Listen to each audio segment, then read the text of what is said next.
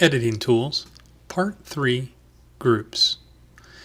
In Revit, a user can create a group by combining several objects together and they act as one. By doing this, you can create different types of groups and swap them out with one another.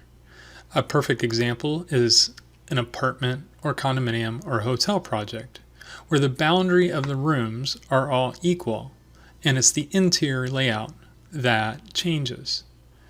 By creating groups of the different types of interior layouts, one can easily swap one layout with another. Let's take a look. We'll start with the perimeter of a room with 4 walls. Let's add a door. Maybe we'll create a wall as you walk in, and that's where the kitchen would be. Let's add some windows to the exterior wall at the end. And something as simple as this could be a studio layout for a hotel or an apartment. To create a group out of these elements, you first select all of the elements, and then on the Modify Multi-Select tab, you can find on the Create panel this icon here, which is Create Groups. When you click on that, Revit asks you to name the group. We'll name this one Studio, because there's no one bedroom in this scenario, so it's more like a studio apartment. Now that it's a group, I can select it and I can copy it several times, as many times as I wanted. I would probably line them up side by side in a building, but let's push them apart just for clarity. If I highlight it or select it, you can see the property parameters. It labels it, it's a model group, and it's named Studio. I can, like the walls, the windows, the doors, edit the type, and I can duplicate the type and call it a 1-bedroom, for instance.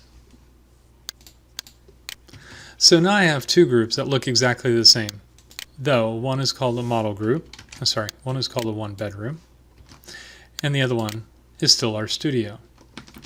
So how do we create a group that's called 1-bedroom to be 1-bedroom? Well, first let's go ahead and draw right on the group, or model rather, our 1-bedroom. We'll place it to the side like that, and we'll add a door right there. You can see as I highlight the group, the walls and the door that I just added are not part of that group. If it's still selected, I can select the Edit Group tool, and you realize that you've been entered the Edit Group tool because the background turns this yellowish, and you get these options here. These are the options that you can use while editing a group. You can add to the group, you can remove things from the group, you can attach it, and once you're done, you can finish or cancel. So let's go ahead and add objects to our group. As soon as you hit add, you can see that the group itself has faded out, and things that you can add to it are now darker. So we'll add that wall, and that door. And you can see as you add them to the group, they become half-toned as well. We'll finish that, and now we have a group that's called 1-bedroom, and it includes the bedroom. And we have a group that's called Studio. We can create one more group type. We'll copy this one down. And now that we have the extra copy of the Studio group down below, the first thing we want to do is edit the type and duplicate it. And we'll call this one Open Studio, meaning there's no wall between the kitchen and the rest of the studio. So we need to remove this wall from the group. We'll do that by highlighting the group, editing the group, and we can remove elements from the group. When we select the Remove option, you can see that only the elements that are in the group are dark. Everything else is halftone and you cannot select it. So we'll select this wall and it'll turn halftone, indicating that it is no longer part of this group.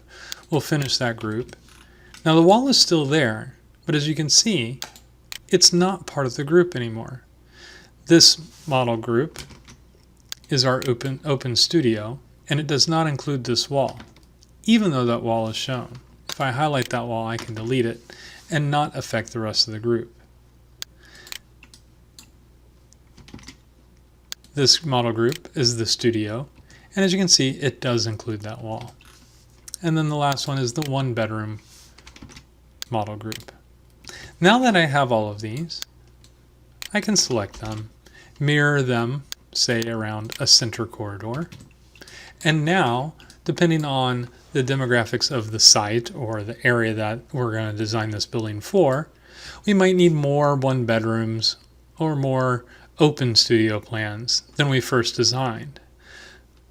The point is, we can easily start swapping these from one another until we get the design that we want. The way you do that is simple enough. Highlight one of the groups and just pick from the drop-down menu. If you want them all to be one bedrooms, just select them all and say one bedrooms. Or maybe you want a pattern like so of just open studios.